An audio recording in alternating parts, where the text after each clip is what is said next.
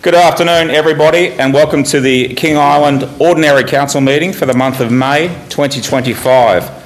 For the record, today's date is Thursday, 29th of May 2025. I call the meeting to order and declare the meeting open at 4:02 p.m. Usual housekeeping, if you could just please ensure that your mobile phones are turned off or on silent, or anything else that may beep or chime, make sure they're turned off or on silent so we're not disrupted. Thank you. Item 1, as always, is qualified advice pursuant to Section 65 of the Local Government Act of the State of Tasmania 1993. Qualified advice has been received to fully prepare the agenda for this afternoon. I just note on page 5 there you will see, after our recent work, the mission values statement there has been updated commensurate with our recent work on that front. Over to item 2, attendance and apologies. I welcome all councillors and staff in attendance. We have nil councillor apologies. We have nil councillors on a leave of absence. Just confirming we are 9 of 9. Great to have a full council again. We have a full quorum, so of course we are good to crack on and transact council business. King Island staff are here as required. All requisite King Island staff are here this afternoon, so welcome King Island Council staff that are here. A couple of new staff for me to formally welcome as Mayor.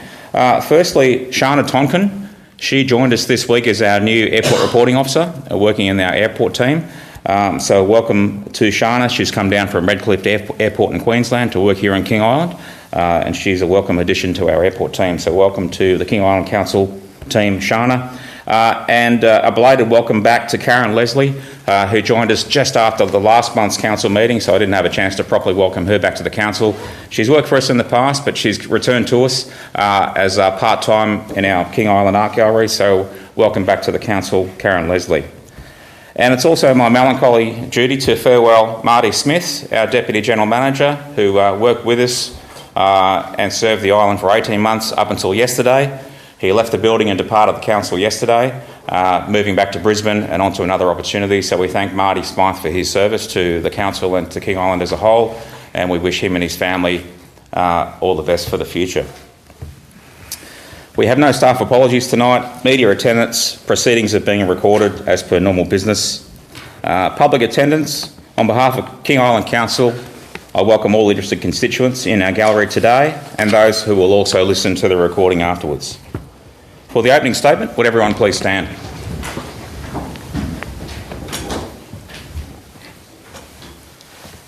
Councillors, to begin this meeting, I ask you to stand in silence to pray or reflect on our responsibilities to the people of King Island.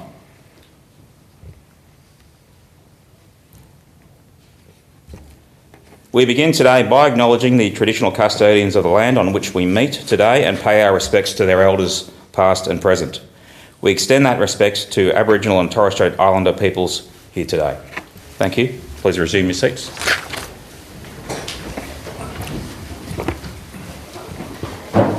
Item 3 is presentations. There are nil this afternoon. Item 4 is the relatively new addition to our council agenda, contributions to the community or gratitude. I again encourage councillors to get more of those in as fitting in the months ahead. I know the Deputy Mayor's got one that he's pursuing. Hopefully that'll make it to our next council meeting. Item 5 is public question time. As always, if a constituent in our gallery wishes to ask a question or questions without notice, I will allow 15 minutes of question time. Do we have any questions? Yes. Alison. The Chair recognises Alison Milson. Alison, please. I think everyone, not everyone does know me. I'm Alison Milson and I've been involved in the arts community here for a very long time. And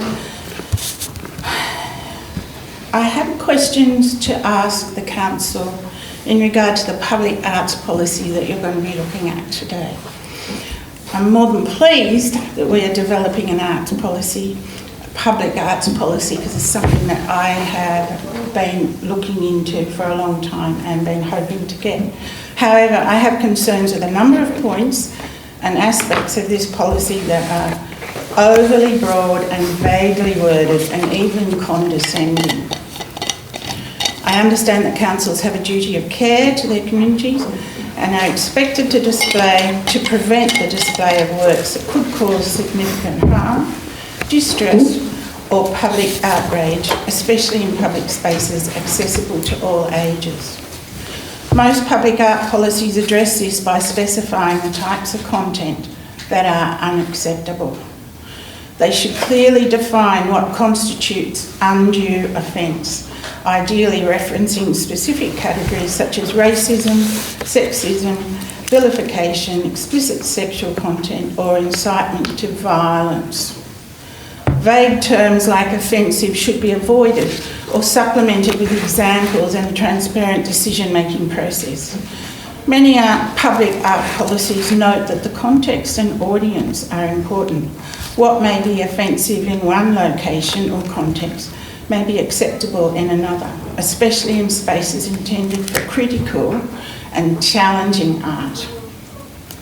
Decisions about what is likely to cause undue offence should involve consultation with relevant stakeholders, including artists, community representations, and where appropriate, expert panel. Arts advocacy bodies and some legal experts caution that overly broad and vague restrictions can amount to censorship that stifles artistic expression. The National Art Education Association, Australia, argues that freedom of expression in the arts must be preserved and that censorship leads to conformity that stifles diversity of expression, which is something that you insist that we have, and which is rightly so. So I ask the Council, 1, what stakeholders, example the Gallery Advisory Group, Heritage Arts and Cultural Advisory Group, community and professional artists were consulted in this process of developing this policy? 2, how is the policy clear about what constitutes undue offence, and how does it reference legal and community standards? 3, how does this policy reflect a balanced protection for artistic freedom? 4, how does this policy align with legal requirements, community expectations and best practice in public art governance in Australia? 5, is this policy designed for works displayed and for sale in the King Island Gallery? And if so, how and where are these terms and standards arrived at and made clear to exhibiting artists? Thank you for the opportunity to ask these questions. Thank you, Alison, for the question. Some of them we'll have to take on notice and get back to you, but I'll just attempt to partly answer your questions with this statement, and we'll go from there. As a small remote country council, King Island Council is generously supportive of our art and artistic programs. The now well-established Artists in Residence program being the perfect example. As Mayor, I and most of the councillors keenly attend every exhibition launch in support and to encourage the artists personally. As a council, funded by our ratepayers, we lease and provide at considerable expense to our community a public art gallery, staffed by both council and volunteers to exhibit art, support a range of regularly refreshed displays, art training workshops and themed exhibitions. The King Island Art Gallery, therefore, is a council-run facility, and most, if not all, public spaces around King Island are also owned by or the responsibility of the council. Because of that, we have to have appropriate policy to protect the council, our ratepayers, cover public liability as a local government jurisdiction. We are not censors, nor do we want to be. However, inside council facilities and on council land, we must reserve the right to determine if something is not acceptable for public consumption given our legal responsibilities and our community expectations. As a free country, artists can do what they like within their own studios or at the discretion of private galleries. That is not the purview of council or paid for by our ratepayers. We'll take on board the suggestions and concerns presented, and we thank you for that. Thank you for giving it to us in writing, and we'll take on board your points for further consideration, and the remainder of your questions we'll take on notice, and we'll get back to you formally as soon as possible. Yeah, that would be good. Thank you. Thank you very much. Are there any other public questions? Okay, thank you. Item 6 is declaration of interests. Are there any for the ordinary agenda tonight? No, thank you. Move on. Item 7, questions on notice. There are none tonight. Item 8, questions without notice. Does any councillor have a question without notice? Councillor Allen. Yeah, thanks, Mayor. I was on the weekend. I was out with a group of people and we were trying to remove some asparagus fern, noxious weed on King Island, and the group sort of remarked that there's been activity to try to remove some of the weeds from the verges on the side of the roads, and they're interested in understanding whether this is a council-funded project that's been happening on our roads or it's a state growth-funded project on the roads. They remarked on the road that goes to Grassy was one of them in particular. So that's my initial question, whether it's a state growth project or it's a council project. Yeah, I'll take it on notice. Obviously, may involve some coordination with Landcare and others. Well, through the Mayor, it would be useful if we knew exactly which part of the road, so maybe we can take that offline. Yeah, they were remarking about roads. They talked about roads that I best understood would have been state growth roads, but they were talking and they explained that they believe the work had been either done by council staff or by Landcare staff, but commissioned by council to do that work. But they did. They were delighted to see that action was happening on that as well. Just on their behalf, just a follow-up question on that. That they were keen to understand, and likewise I am. Will this program be continuing in the next financial year, and to what extent? Okay. Asparagus fern. Yeah, I'll take that on notice. Thanks, Councillor Allen. Thank you. Any other questions without notice from councillors? No? Okay, we'll move on. Item 9 is confirmation of the previous minutes. Our previous ordinary council meeting was today, last month, 29th of April. Those minutes have been distributed to everyone with time to peruse. Any issues or concerns? If not, somebody like to move receipt of those minutes. The Deputy Mayor has moved. Do I have a seconder? Councillor Ira Cook has seconded. All those in favour? Carried unanimously. Over the page to item 10, to transact item 10 requires us to convene as a planning authority. Therefore, would somebody like to move that we adjourn our ordinary meeting and then proceed into planning authority session? Councillor Green has moved. Councillor Laidler has seconded. All those in favour? Carried unanimously. Planning authority session is ended and the ordinary council meeting is resumed. Over the page, item 11.1 is the Mayor's diary for last month, April. We're almost at the end of May, obviously. A fair bit of time has elapsed since April, and we had Easter during April as well.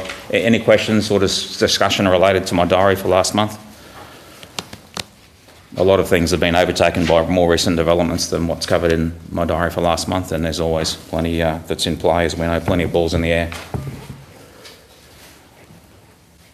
There's no questions or discussions. Somebody like to move receipt of my diary? Councillor Rowan Cook has moved. Councillor Laidler has seconded. All those in favour? Carried unanimously. Across to item 12.1, Community and Cultural Development Report for April. There is plenty happening in this space and plenty that's coming up in this space. It's quite exciting for the island, so I commend the work of Taylor and her team. Mentioning Karen has rejoined us as well, which is excellent. To have her artistic experience and prowess working for us and with us on that front, so that's great. So through you, GM, at the discretion of Taylor, if she wants to give anything a plug or highlight anything. I think Taylor's taking it as read. Taking it as read, I just had one thank you that I was going to say. I know it's been over a month now, but once again, I'd just like to acknowledge the invaluable support of the teachers, volunteers, council staff, both depot and office, King Island Radio and Television, and the councillors who brought our youth exhibition and Meet Me at the Courts events to life. It was just a wonderful thing to be able to do for the kids, and I just thank everyone's help for their help and support on that. Yeah, thanks, Taylor. You're right. It was a great team effort and a couple of events of celebration, and I guess Thanksgiving that we recently had. They're great, and also the volunteers free coffee at the airport on Monday was a good success. We were all out there and had a chat to people. A lot of surveys were done to just get some feedback from the individual volunteers from whichever, sometimes disparate group they come from, etc. And obviously a working day, a Monday, not everyone could make it, but a lot did, and so hopefully we'll run more of these type of events as the year progresses, and we'll try and, where we can along the way throughout this year, give most of our volunteers a treat of some sort, which they deserve. Any other questions or discussion related to this report? Somebody like to move the recommendation on page 63? Anna. Sorry, Councillor Healy, did you have a question or yeah? No. Yeah, sorry, you're moving. Okay, thank you. Moved by Councillor Healy. Councillor Green, seconding. All those in favour? Carried unanimously. Over the page, item 13.1, the Growth and Strategy Report for April. I note that the two tourism events over the last couple of days have been large and involved a lot of the island, including Helen and some of the councillors in this room. So I know we'll hear more about that and get a dedicated report on it, but great to see that happening and those that have come over to support it from the tourism organisations themselves. Any questions? Councillor Green? Yes, through the Mayor to the Growth and Strategy Manager. I note here that our deadline for completion of the hub is the 31st of May. Drove past there this afternoon. Doesn't look like we're going to get there. Can you give us an updated timetable on what is happening or not? Absolutely. I'm not sure where if I have said in here that the completion is end of May, then I'm wrong. Yeah, it's page 66, just under milestone number 5 there. Yeah, milestone number 5 is due for completion by 31st of May 2025. The 5th of 7 milestones. So milestone number 5 is due for completion by the 31st of May, not the project. Right. Can you provide us with an update Yes. about how things are travelling then? Yes, absolutely. The practical completion date that we are currently working to is the 26th of June. And that will be the point that the builders have cleaned up after themselves and walk us through the building. And as it stands, we had a construction meeting on Monday morning. I just had another meeting just before this with our superintendent and cost consultant, and we are going well. That's looking eminently plausible, with the caveat that we are on King Island and there are still some materials to come and there are still some contractors to come to do some of these works, and as soon as you've got boats and planes involved, we don't have all the control we would like. And just again, just to remind everyone and put it in your diaries if it's not already, at this stage we are working towards our planning date of the official opening on the 17th of July. That's the date we're working to at the moment. But VIPs that we're inviting from the federal government and state government, we have to give 3 dates for them to find a gap in their schedule. So we hope and we want it to happen on the 17th of July, but we may be forced to change the date based on the availability of some VIPs. So just be prepared to quickly alter the date if we have to, but we're sticking with and trying to make it happen on the 17th of July. It will be an exciting day or couple of days of celebration, and again Thanksgiving on King Island, because we'll not only have the exciting official opening of the hub, but we'll also have the Lighthouse Festival right next door and other things going on the island. So, and it should bring a few visitors, and everyone here is invited. Everyone that can make it, for that great occasion will be there. I imagine it'll be the first time we'll properly fill the hub up and have maybe people spilling outside. We'll see how we go, but that'll be a great problem to have on the day. So. Councillor Rowan Cook. Yes, I just have a question for the Growth and Strategy Manager through the Mayor. With the project budget over here, there was a discovery of a sewer pipe. Has that had much impact on the budget? And has that actually delayed any timeframes? Unfortunately, we didn't find any gold in the sewer pipe, so no positive impact on the budget. It has cost some more money to manage that. We don't have the final costs through just yet in the form of an invoice, but we've been advised it's between $7,000 and $20,000 a couple of different sources with different ideas of what that's cost, but all of that is able to be accommodated within the project budget, so we're not going over the amount that's been approved by council. Again, I acknowledge the many, many moving parts of the project control group or project management team, and trying to keep a handle on all of these variables, and as you said, control the logistics and the other unforeseen headwinds that we often encounter, and delivering it on time, on schedule, and on budget. We're almost there, so let's get it done in the next few months, and then acquit everything, and get on with it after that. Any other questions or discussion in this report this afternoon? No further questions. Would somebody like to move that the Growth and Strategy Report for April be received and noted? Deputy Mayor has moved. Do I have a seconder? Councillor Laidler has seconded. All those in favour? Carried unanimously. Over the page to item 14.1, the operations report for April. I just note that this is an improved format and an expanded format. So thank you, Nanda and GM, for doing that. It gives us a bit more information. It's a better scan of the dials than we had with that previous little chart. So thank you for that. And I particular, and I know so many of our ratepayers have commented to me, and I know they will to all of you as well. Thank goodness the Main Street works has commenced. So that's in full swing at the moment. It's good to see. The information's been well taken on board by everyone about deconfliction and minimising disruption, although we know there's inevitably going to be some minor inconvenience for people, but it's long-term gain. So, but it's great to finally see our Main Street being upgraded, and look forward to seeing all those upgrades completed, then the concurrent beautifications works that we can currently afford this financial year as a council being done and rolled out through to the end of June.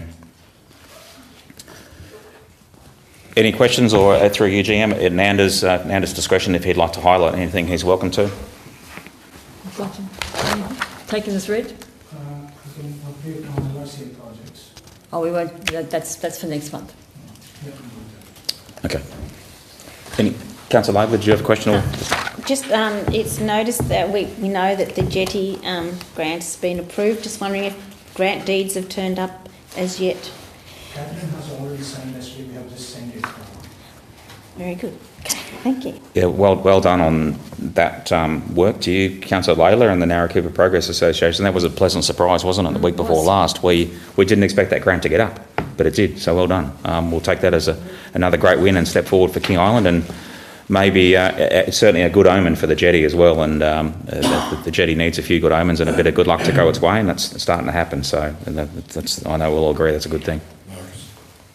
Councillor Green.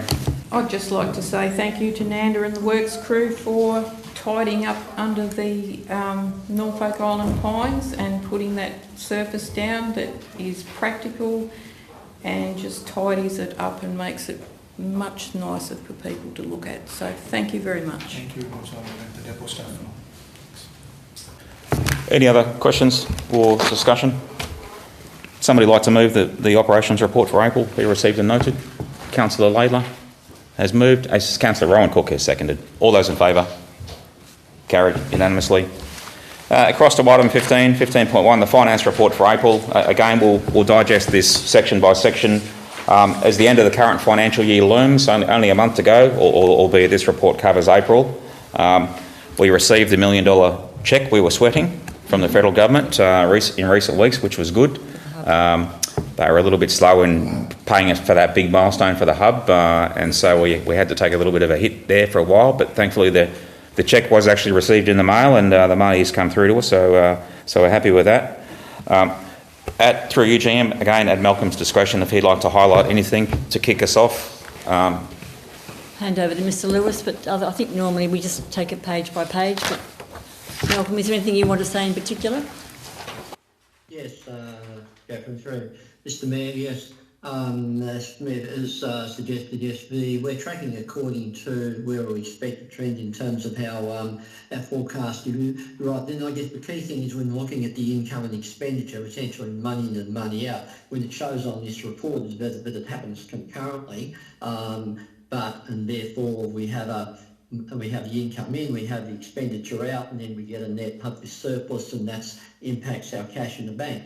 Because of course, as we know, that doesn't happen in that sequence. We sometimes, in the case of a number of projects, including the hub projects, we need to spend the money first and then get reimbursed later. So that just causes a little bit of a cash flow challenge. We have got that $1 million. In fact, we're probably due now, probably completed the next milestone of work, and there's a lot of work Mr. Thomas has completed. The next tranche of of funding for works that have actually been completed for that next tranche of $1 million for the hub, we're expecting to receive not until the new financial year. So we've done the works now, and there'll probably be some more works happening between now and the end of the financial year. Obviously, the project being rolled up, some small rollover and some other expenditure on the hub being completed in the next financial year.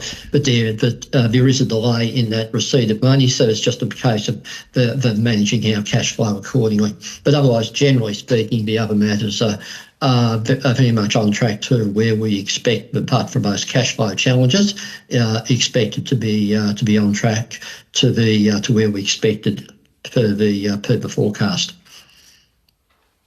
Thanks, Malcolm. We'll just go through section by section, page by page, and at the discretion of councillors, they can ask any questions or initiate any discussion based on the dot points through to pages 73, 74.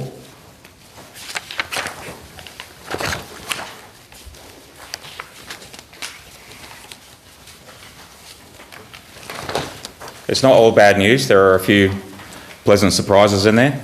And hopefully there'll be a few more pleasant surprises to close out the financial year. Again, sometimes good luck is welcome.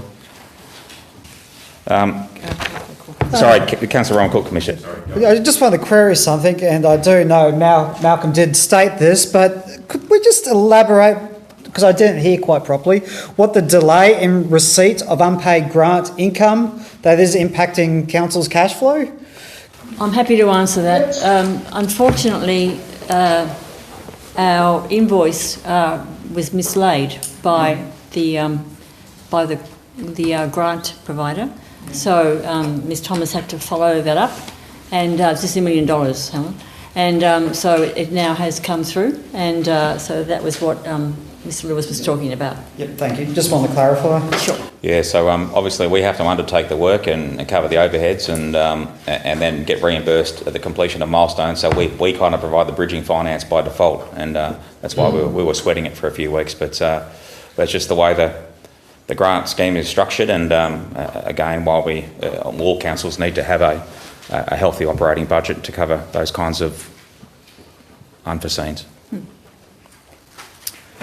We'll move on through 75 to 76. If there's no questions on the dot points, we can go into the 7 pages of financial tables if any council would like to go in there and ask a specific question. Councillor Allen. Yeah, thanks, Mayor. Mine relates to page 79, the airport balance sheet there. So there's more a question about, am I reading this correctly? So I'm just looking at that we are in a $39,000 position worse off than anticipated. Would that be correct in my reading? That's correct. Yep, and that would be mainly due to additional spending on the contracts line. Through you, Mr. Mayor, it's mainly, it's in the income. So the income, whether the income was slightly overstated in terms of a budget position, but based on the budget, again, this is how the budget was adopted at the end of June last year, we're 33,000 down or lower than what the budget anticipated. Now, whether the budget was slightly overstated, but our reference is to the budget. So that's the main one. So it's 33 down on income, and we're, 6 down on spend. So the overspend of 6,000 is minor in the context of a $1 million annual budget. It's mainly the income. It's comprising about 39,000. Okay, but on the expense side of things, under contracts, it was budgeted for at this stage $166,000, and it's actually $245. Exactly right. But if you have a look, because as you're aware, there is no airport manager, so the employee costs are in favour for 78 and the contracts are down by 79, so it's $1,000 difference. So it's not the contracts that are causing that issue. No worries, and just the next question is, and that probably helps explain it, just the prediction of what's going to happen in this last little bit of the financial year. Yeah, but that answers that. Yep, okay. Yeah, thank you. As we'll see in the airport report coming up, aircraft movements continue to be pretty strong as we head into winter, so hopefully that again might help us out a bit. Any more questions related to the financial tables? Councillors are happy. Would somebody like to move the recommendation on page 76 of the financial report for April be received and noted? Councillor Healy has moved. Councillor Ira Cook has seconded. All those in favour? Carried unanimously. Across to page 84. What's next? There we go. Item 16.1, Airport Services Report. Again, I'd like to welcome the new ARO who started work this week, Shana Tonkin, who's come down from Redcliffe Airport in Queensland to work for us here. Welcome addition to our airport team. And we have appointed our new airport manager, as was information sent out by the GM, Chris Newton. So we expect him on deck mid next month or thereabouts. We're still waiting final confirmation of his start date. He brings a wealth of experience with him, particularly from the piloting aspect, as opposed to more sort of running the complex and airport management background. So he'll bring a fresh perspective to us. He's got lots of experience. He really wants a desk job in the country and wants to work for the underdog. He's definitely got all those challenges here. So he'll be a welcome and interesting addition to our team. The airport team, as we know, they desperately needed a new boss. They've got a new boss now, and it'd be good to see that team complete or at full strength in a few weeks' time. And we look forward to properly welcoming Chris at our next council meeting. And there you can see the monthly landings back in April. Numbers are still reasonably strong, 350 this year versus 329 last year. So we're still, the growth trend continues, and I guess we all hope it stays that way. Any other questions relating to airport operations, etc.? Somebody like to move the airport report? Councillor Green, question? I'd just like to say to Jayden, thank you very much for providing us with some nice, interesting reports so that we understand what's going on at the airport, because most of us have no idea. So it's really nice to see this in written form so we can all have an understanding of what is involved in running our airport. So thank you very much, Jayden. Yeah, thanks, Councillor Green. I'll take that as well on behalf of Council for us to acknowledge again Jayden stepping up to be the acting airport manager for, how long has it been now? A while. Yeah, probably not that much short of a year. So well done to Jayden for again stepping up, being short-staffed, getting the job done. We certainly acknowledge him, and I'll pass it on. Excellent.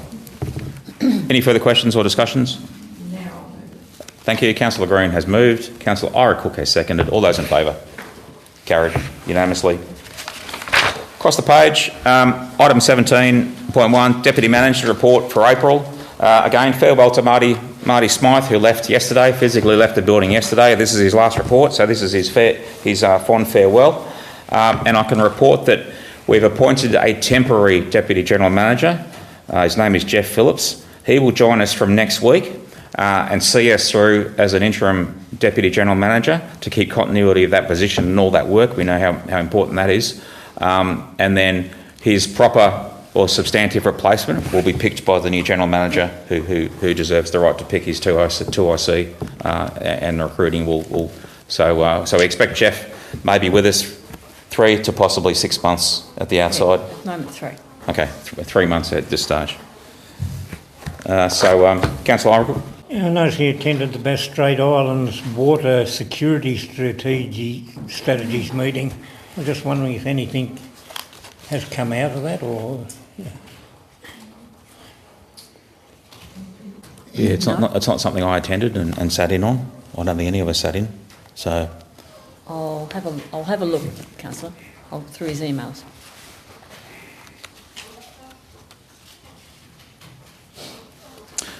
We've got our next Municipal Emergency Management Committee meeting on the 11th of June, which is, I think it's Volunteers Day?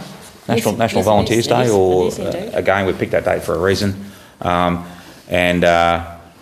So that's when we'll be having our next Municipal Emergency Management Committee meeting, and we'll certainly miss Marty and his skill set and his background and all the work he's done in that space. And Jeff and I will do our best, along with the cast of thousands that attend that, to try and keep the momentum happening in that space. Any other questions or discussions then related to the DGM's report? Councillor Allen? Yeah, I do. When I take people for tours, I give them a bit of King Island cheese at the end and an opportunity to drink some either King Island beer or water, and unfortunately you can't give them King Island wine, but I give them good old Tassie wine, and I collect a whole heap, and I went down to the container deposit machine and put them in there, and unfortunately my first item, which was a King Island beer can, got spat back at me, and then the King Island water containers got spat back at me. So I rang the owners of those businesses, and they did assure me that they're going to try to make sure their items are registered. But then the Tassie wine bottles came back at me as well. So I was having no luck at all. So my question is that what's going on about accepting wine bottles with that container deposit scheme? And if wine bottles are not included, would the council consider an advocacy position to see if we can get wine bottles included? To me, it seemed ridiculous that a water bottle that will be accepted at some stage, that is in the identical shape to a wine bottle, would be accepted, and then one that would have had wine in it would not be accepted. So my question is, would we accept that as a advocacy position going forward?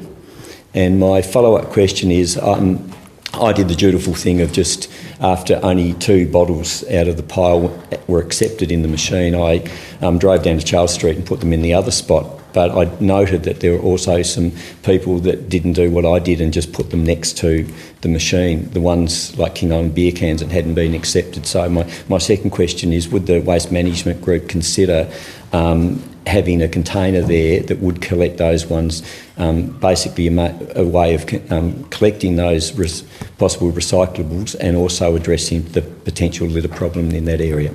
I'm happy to answer. Firstly, I just really emphasise, when you said our container deposit system, it's not council's. It is 100% state government run, owned and funded. So I'm quite happy to say the container. Yes, so council has no role in the operation of that scheme. Our temporary waste coordinator has been assisting voluntarily to try and assist with that program. So just to be really clear, this is not a council-run program in any shape or form. Secondly, the container deposit scheme across Australia does not accept wine bottles. That's not part of any scheme in any state. So it is not surprising that the Tasmanian scheme does not accept wine bottles. Anyone can take a wine bottle, as you've said, down to Charles Street, and council will then deal with that as part of our recycling program. I would strongly recommend council doesn't try and advocate, but it's up to the council, because the machines do not accept wine bottles. So you would be trying to do something that no state in Australia is doing, but that's up to council. If council wants to put another container, that would be an additional cost to council, because we would then have to potentially collect it. So that's an issue for council to think about, but this is not our scheme. It is. I do partly agree with the sentiments. It does appear to be a shortcoming of the scheme nationally, but I trust there's a legitimate technical reason for it, something to do with wine bottles.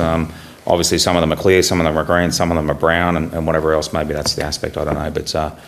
But yeah, there's a few teething troubles with this new system, and it's like I think of it as a giant ATM that actually pays you, and there was no doubt always going to be a few teething troubles with it, especially if it's barcode reliant and the condition of the package, etc. So David might want to just clarify or answer that second question if he can at his discretion, just about the sensitivity of the machine and what it's spitting out, and what ends up not being accepted by the recycling machine, making sure we've got backup bins next to it. Would be a cost to council. Yeah, I mean, as Catherine mentioned, it's not really our responsibility what happens around the machine. I did initially put something there for people to put unwanted containers, but they just basically left their plastic bags that they brought their bottles in there, and it was accumulating more rubbish. So for now, that's been removed, and some bags are still being left there. So it probably needs better signage. And yeah, I mean, IGA was sort of skeptical about that anyway, and it's technically their responsibility. But since we are collecting the bins and bags that are sort of being stored in that container there, so our responsibility is to take, once IGA notifies us, about 15 to 20 bins of glass, and about, depending on the ratio, about similar amounts of lightweight recycling bags that are in plastic bags that are taken out of the bin. We take them from that location at the car park to Charles Street transfer station. The glass gets then crushed, and the lightweight bags of aluminium and plastic get stored in another shipping container that will then be collected by Cleanaway once that is full. So we have some involvement there. We get paid an hourly rate of $150 an hour for providing that service. But in regards to what happens around the machine, and that is sort of voluntary. So if we want, as a council, we can put some bins there with the specified opening for wine bottles and the likes, and then can collect them. But it does require a little bit of extra work for us if we have to segregate the glass again. So we can probably put two bins there, one for glass and one for other plastic bottles that are not being accepted. I'm open to suggestions on that, what council thinks we should provide as a service, but that was the... Yeah, So, thanks, David. Except as a new scheme, there's always going to be a few teething troubles as we run in the new scheme, and we'll work out what does and doesn't work for our local circumstances. We'll continue to work away on that. I know we'll discuss it in technical detail at the Waste Working Group, but at the back end of this scheme, where council is involved, obviously we are obligated to make sure that we achieve full cost recovery for our part of the deal. And through the Mayor, just if we start having another collection point and people think it's the back of the IGA, then we are really we're increasing the costs to our community, and the message is not clear. So I think it is a conversation for another day. Yeah, just in response to the council responsibility bit, I totally understand that the scheme is administered or run by whatever organisation, which is not the council. But as soon as wine bottles aren't accepted, and this is response to the idea of advocacy, as soon as wine bottles aren't accepted, they become the council's problem. So if magically we became the first place in the world to have a container deposit that applied to wine bottles, then that stream is diverted away from either our Charles Street where it's going, or in many cases it's diverted out of our landfill. So, just from an advocacy point of view and from an environmental point of view, I think it's something that is worth considering. Yeah, I will aim to discuss it some more at our Waste Working Group. But initially when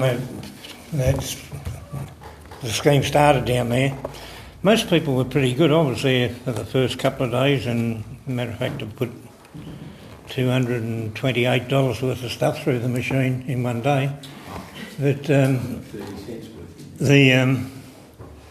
and most of the people that were there before me had anything that wouldn't go through, they took away with them. There was only two wine bottles and one plastic bottle there that I picked up and took away myself.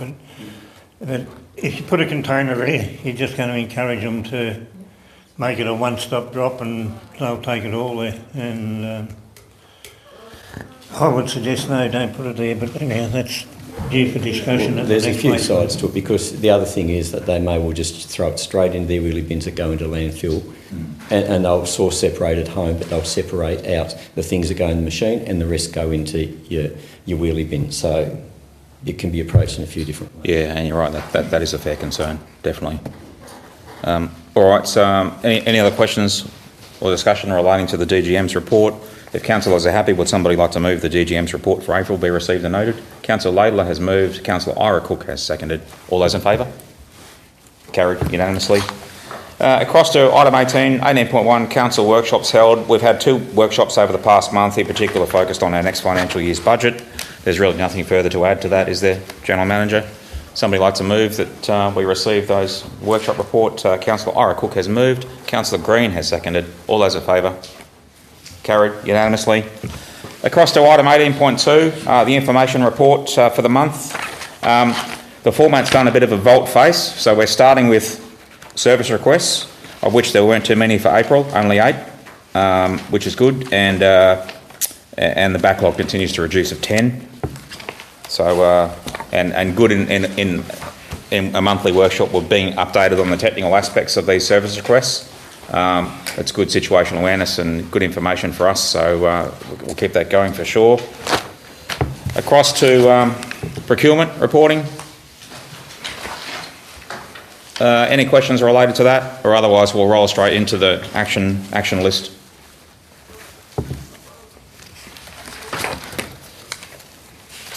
All right, actions list starting from page 93, isn't it?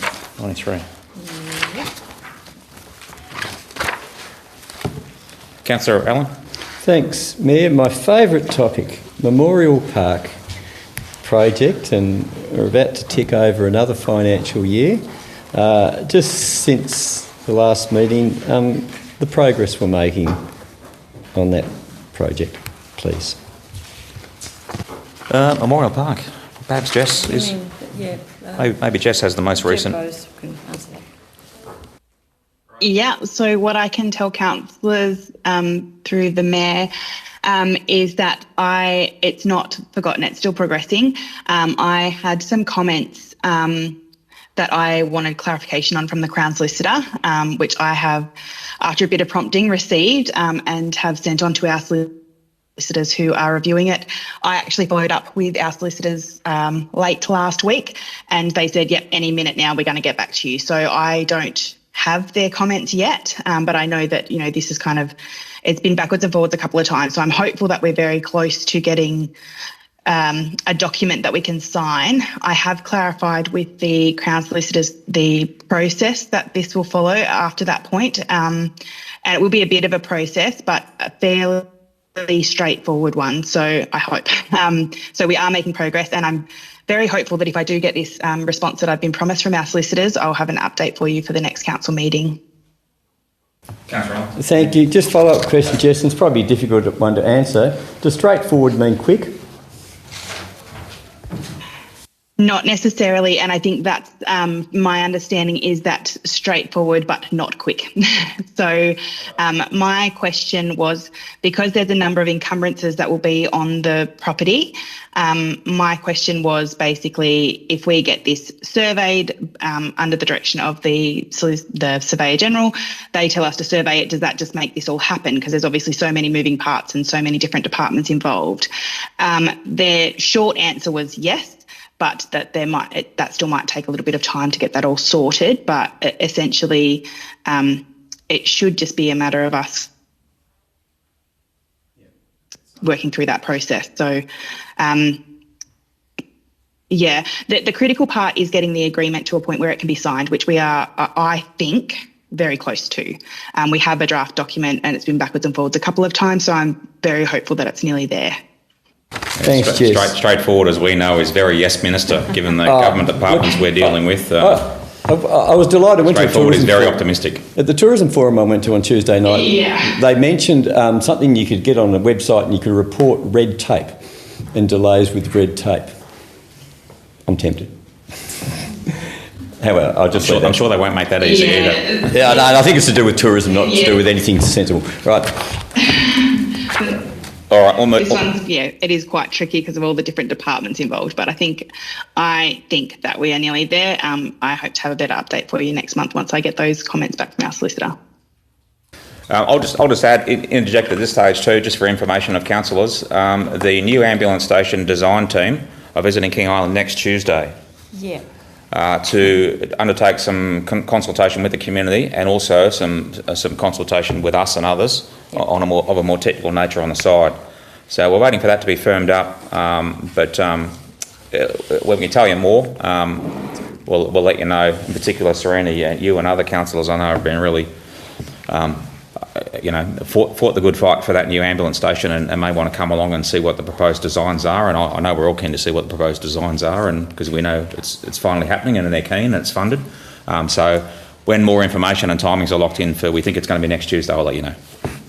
Councillor Allen, did you have another question? Yeah, I do. Page 99. I was probably going to come to Councillor Laidlaw's way eventually, but I'm just looking at the one about the motions to do with the King Island Shipping Group and the development of terms of reference. I'm just interested in how that particular one's progressing, please. Yeah, Councillor Laidlaw.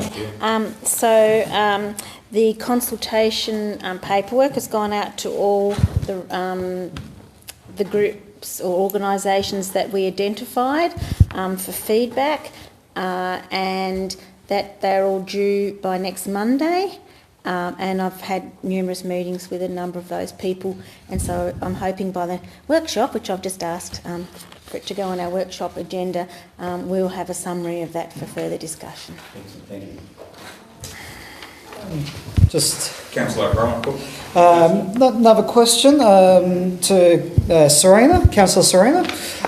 With the stakeholders you've been speaking to, everyone feeling optimistic and... No, we've had lots of positive comments for the work that's been done to date.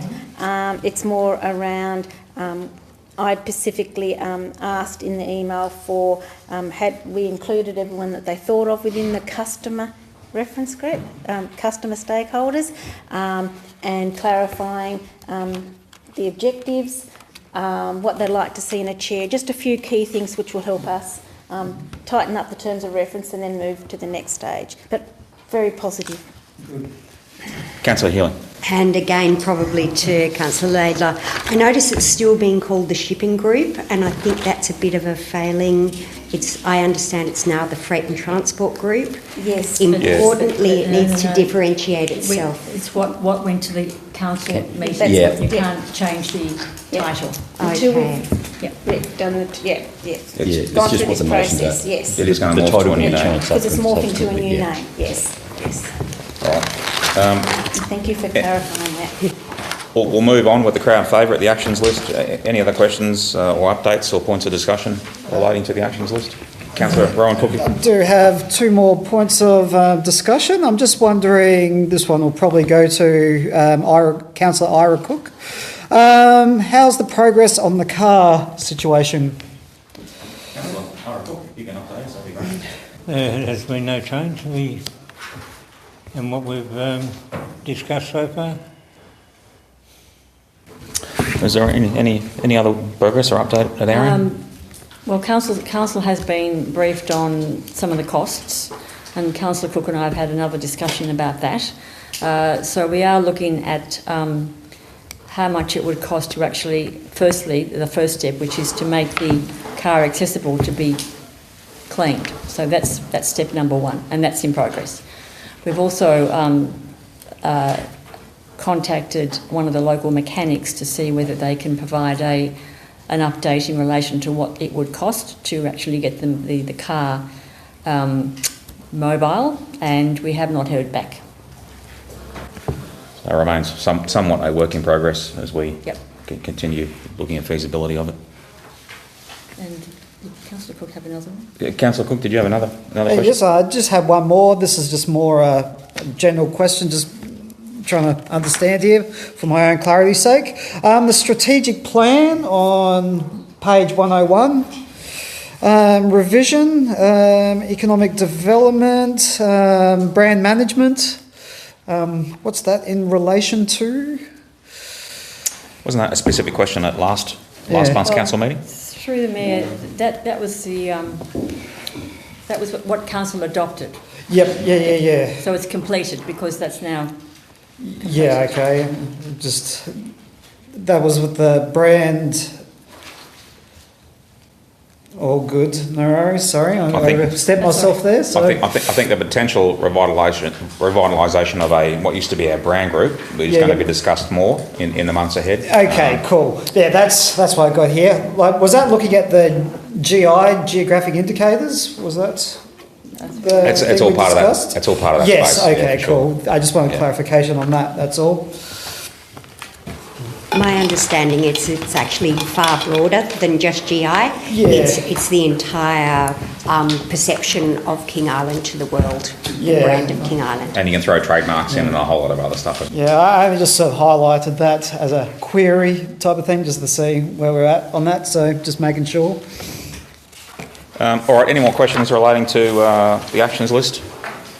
Councillors are satisfied. Would somebody like to move that the information report for April be received and noted? Councillor Healy has moved. Councillor Green has seconded. All those in favour? Carried unanimously. Over the page. Pardon me. Item 18.3, policy reviews. These three policies that have been put up tonight, I think they've all been workshopped a couple of times, and we've actually done a fair bit of wordsmithing on all of them. Those latest updated policies are attached there, pages 105 through to 133. And I note that the dog policy, where we're at the moment, what we endorsed tonight, by and large won't be the final document. It goes out for public consultation after this tonight. And we know that dogs are personal on King Island. We know there'll be positive and negative backlash, and we know there'll be a whole lot of issues raised by our constituents, and we'll take all of that on board.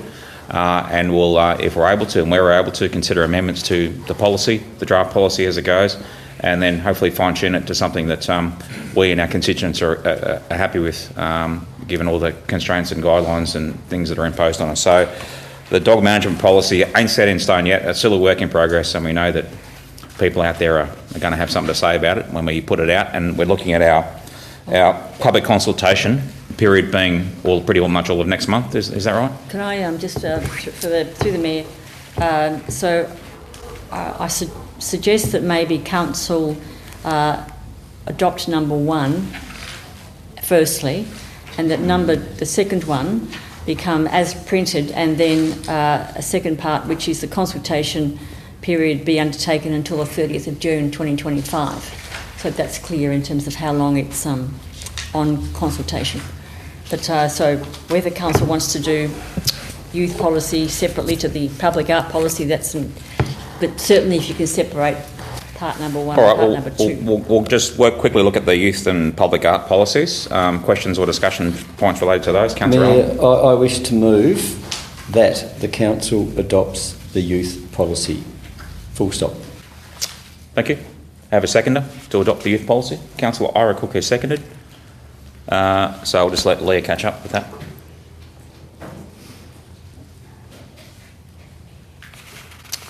So moved by Councillor Ian Allen, second by Councillor Ira Cook, that Council adopts the youth policy.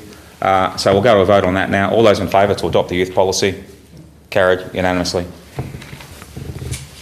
Next, we'll move on to the public art policy.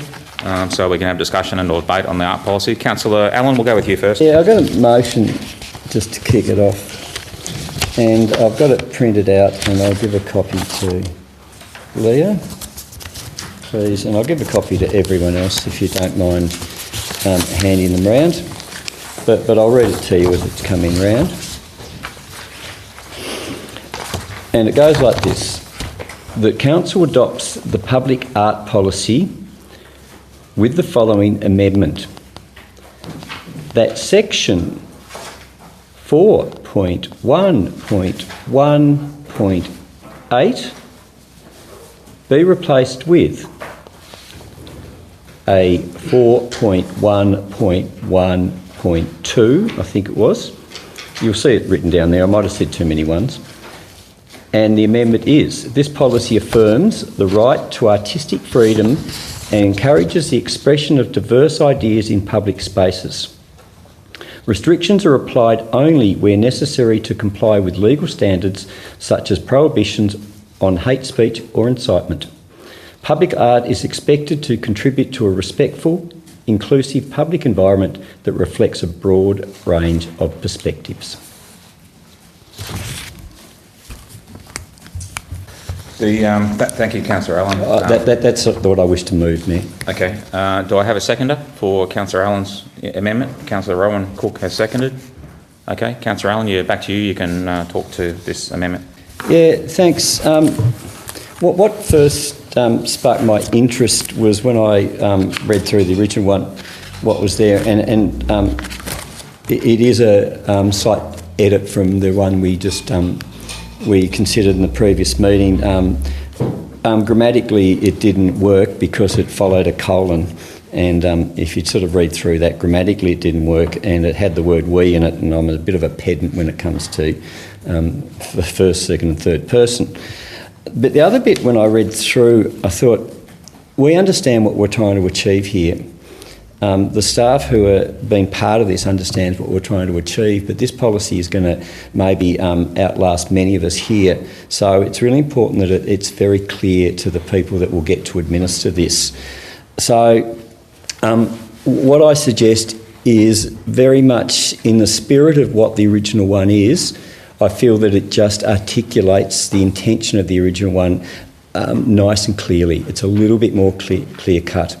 And being in clear cut, it makes it a lot easier from people to administer this policy, and it makes it a lot clearer for the artists to know where they sit. When things like this happen and people question artworks and like that, we've all seen through the press, it becomes really very emotional, and it becomes very, very contentious. And I believe in a lot of the times when artworks become contentious, it's because policies like this haven't been very, very well articulated. The other thing, and Nia, I was listening to your opening statement, that we've got a beautiful democracy, and in our beautiful democracy, our government is prepared to fund things that may present a contrary view. But if they firmly believe in freedom of speech and expression, then they're prepared to fund something that potentially may criticise their position. You've only got to look, we've got the ABC, and so many times the ABC is funded by government, but the government doesn't rule and dictate what's happened. They've got a very good, clear set of rules, right? But you don't have the government suddenly pass motions and make decisions about what can and can't be on that TV. You've got governments, the Tasmanian government puts money into Mona, and for no time when you walk into Mona do you ever think that those displays are articulating a government policy or a government point of view. It's simply freedom of expression. But I think where we can draw the line is we're also fortunate that our governments have passed a whole series of laws, and these laws are complex. They've had a lot of debate. They're well articulated, and we've got some really, not well paid, but some very skillful lawyers and judges who get to interpret them. And, you know, there's laws such as with the anti-vilification laws, the ones against hate speech, racism, sexism, things like that. So we do, and there's defamation laws. So when it comes to controlling what people can say and display, we do have already very robust laws in place. Our state government has them, our federal government has them. So when I put this, I don't want people put this motion and, you know, you vote for or against it. The thing I'm definitely not suggesting is a carte blanche approach to any artwork can go up there, right? Right, you have absolute freedom. We have the laws of this country that decides what can and can't be there, right? But they're all firmly in place, and I don't believe we need to suddenly become arbiters ourselves. So what I'm saying here is that I believe that all this does is basically articulate the position, right, that we are encouraging freedom of expression, whether we may agree with it or disagree with it, so long as it's within the laws of this country. Thanks, Councillor Allen. Look, it's a reasonable suggestion, but just a couple of things to my mind as Mayor. Firstly, clearly it's something we need to be careful with how we word and how we position ourselves as a council, given its high-level policy.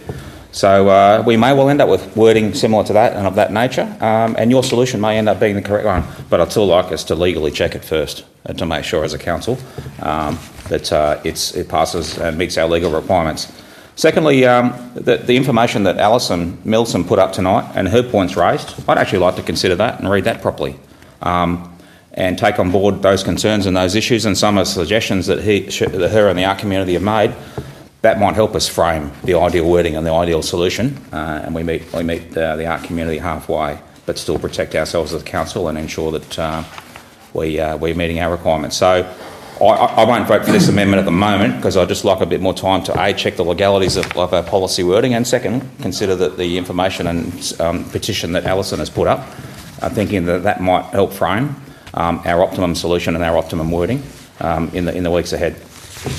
And I think that's great. We, get clarification on the arts community and stuff as well, because we are dealing with a very sort of it's a very philosophical thing that we're actually proposing here, and we've got to be very specific on the ambiguity within the wording of this document. If that's a mouthful, isn't it? So, if we can postpone this until we've really got the right consultation with the arts community and then gone through with the other people, I'd be happy with that. So, and I'm also happy with Alan's wording here as well, because with the proposed policy statement here, where we're starting to talk about slurs and hate speech and that, just not on, hands down. But then we get to something like violence, and violence can be a really interesting one. What if we have an artist over here that deals in the horror movie, genre? Of course there's going to be a bit of gratuitous violence there, so we've got to kind of look at all those notions as well. So as it stands, specificity, I can't pronounce it, on ambiguity. So thanks, Councillor Deputy Mayor. I'll move an amendment. We refer this to a workshop so we get the wording. We've moved and seconded this amendment, so we've got to decide on that first and foremost. But perhaps we've kind of foreshadowed that if we vote against this amendment, just put up by Councillor Allen, we'll go back and have another look at it in the workshop, take on board a bit more feedback and consideration, and hopefully arrive at an optimum solution out of that. So I guess that's what we're foreshadowing after we decide this specific amendment from Councillor Allen or not. I can't really cut deals, but I'd be prepared to withdraw the motion to save us a whole lot of time if someone else will move a motion that will lay on the table, but also something to say that then we'll also have a consultative approach with the arts community as well. So we're not just going to go around the talk fest with us again, we're going to go out to the arts community again, and if someone's prepared to word something up like that, I'm prepared to withdraw the motion. All right, so if you withdraw the motion and the seconder is happy as well, we'll, Councillor Laidler, so we'll withdraw that amendment. But I can't move the motion because I'm the mover of that amendment. Can I move the next one? Well, it's withdrawn, so it's withdrawn. So that's it. It's gone. It vanishes. So you're welcome now to. My motion is that this policy lays on the table. Deferred. Yeah. Okay. This policy is deferred until we have this policy is deferred until we have conducted a consultative approach with the arts community. Council, not we. We being the council. The council. Yeah, no, you've got me on person. Thank you very much. I'll take that criticism right between the eyes. Good one. One to you. Thanks, Councillor Allen. So before I call for a second, this policy, the public art policy, be deferred until council has conducted a consultative approach with the arts community. And workshop with it, yeah. That adoption of this public art policy be deferred? Well, consideration. The consideration of this. One's the wrong one. Have the public consideration of the public art policy be deferred until council has conducted a consultative approach with the arts community and a final workshop or something of that nature. Well, it probably needs to be not only with the arts community, but with anybody that in general is interested in it, because I've received a couple of complaints from people that are, I suppose you'd call them atheists, and they're wondering why we display a cross straight in the door of the thing. So, yeah, we need to get this right, is what I'm trying to say. And the broader community. And the broader community. Notwithstanding that, remember, this is a council policy, we own it, and we're the ones that are responsible for it. And so it's our responsibilities and our oversight and our issues that will ultimately have to have primacy in our policy. And I think there's also another little bit of grammar. We don't want to just conduct a consultative approach. We actually want to conduct consultation with. Yep. It's not approach that we're doing. We actually need to consult. Yeah, let us know when you're happy, Councillor Allen, with the fine tuning. The consideration of the councils conduct a consultation with the arts community. With the arts community. And the broader community. The arts community and the broader community. Then workshop with council. Yeah, that sounds pretty good. Okay, the consideration of the public art policy be deferred until council has conducted consultation with the arts community and the broader community, then workshop within council. Okay. Right, that's moved. Thank you. Seconded. Councillor Healy has seconded. All right, we'll vote on that amendment. All those in favour? Carried unanimously. All right, good work. Good compromise. Which moves us on to probably the crowd favourite. We know what, the dogs. May well be our constituents' favourite. The draft dog policy. Questions or discussions relating to the draft dog policy, mindful that it also has to go out for a month of consultation, and we just need to, we put that in the revised amendment there. I'll move that. You'll move it? Seconder? Councillor Layla seconded. You're welcome to talk to it? No, I'm quite happy with the way it is. Okay, so moved by Deputy Mayor. Councillor Layla has seconded. It'll be out all next month for consultation with the community. Depending on what we receive back, the return fire received, we'll have another look at it and we'll see what we can do as a council and take on board as many of our constituents' issues as we can. Councillor Oracle, did you have these maps with on-lead only and off-lead permitted and prohibited. There's no on-lead only area, so if I was to walk to my place down, do I have to have a dog on the lead, or can I walk down the street with the dog off the lead? Or we're going to get hundreds of these kinds of questions, but so through UGM to the... So under the Dog Control Act, if you're in a public place or on a street, your dog has to be under a lead, on a lead, or under effective control, which is generally on a lead. Yep. General people don't know that though, so I think this policy might need to say that somewhere. Yeah, we know we've got a fair bit of work on this before we do endorse it as a council. After the consultation, that'll... And I think there would be people that would argue that their dog mightn't be on a lead, but it's actually under their control too. Just... Councillor Allen, did you have another? Yeah, just understand how it works.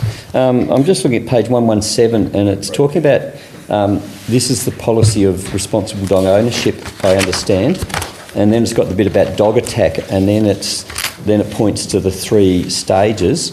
But would I be right if there was a dog attack, then this doesn't really apply, then the Dog Act kicks in above this? Yep, so it means, if I get my leg taken off by a dog, then then something will happen rather than I lose my next leg when I go past the dog the next time. All right, thank you. The next one is page 120, and is it mandated that they have to advertise it in the good old Advocate? Yes. Rightio. Okay, and that's in the Dog Act. Yeah. Gee, that'd be good to change that. Yeah, it's a bit of a waste these days. I'm going to go down the news agency and find out what the readership of the Advocate is on King Island. I'll be intrigued. Thanks for that. And what's page 121, and I don't know. It's part down there. It says it's talking about on-lead and off-lead areas, and it's talking about sports fields, either time restricted or in the case of activity restricted from a sports field.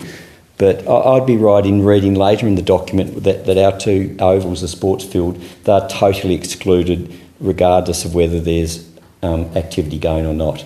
So that bit at the back tends to override this here.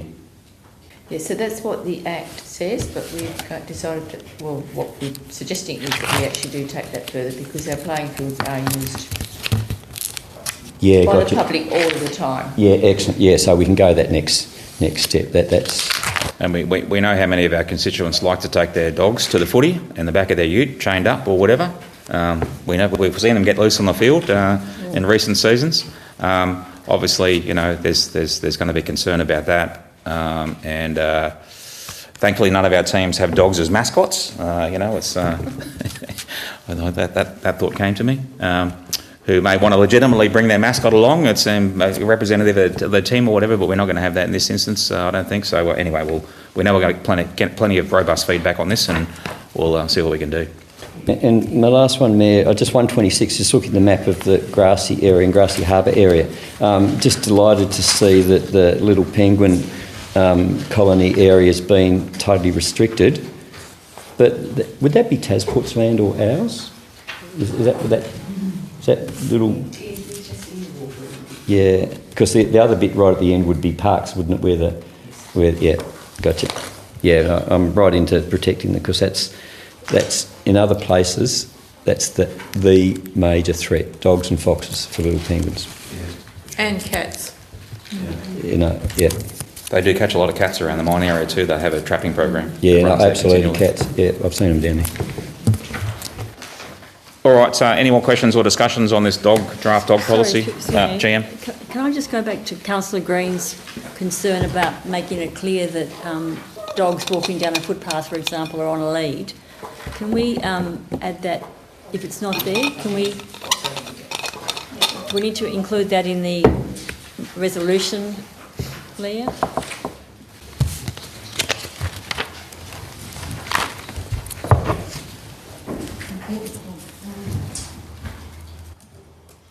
Oh, sorry, if I may. On page 121, under 5.4, dogs must always remain on a lead when on the road or road-related areas such as footpaths.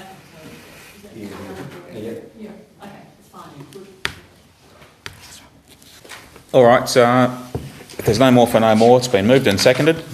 We'll go to a vote on the draft policy. All those in favour? Carried unanimously. That'll be booted out the door in the week ahead for consultation. Carried unanimously. Over to the back page, closed council. Would somebody like to move us into closed council to transact the following? Councillor Laidlaw has moved. Councillor Iracook has seconded. All those in favour? Carried unanimously. The ordinary meeting is adjourned. I thank the public for attending and listening to the recording. We'll take a quick break and reset. Thank you.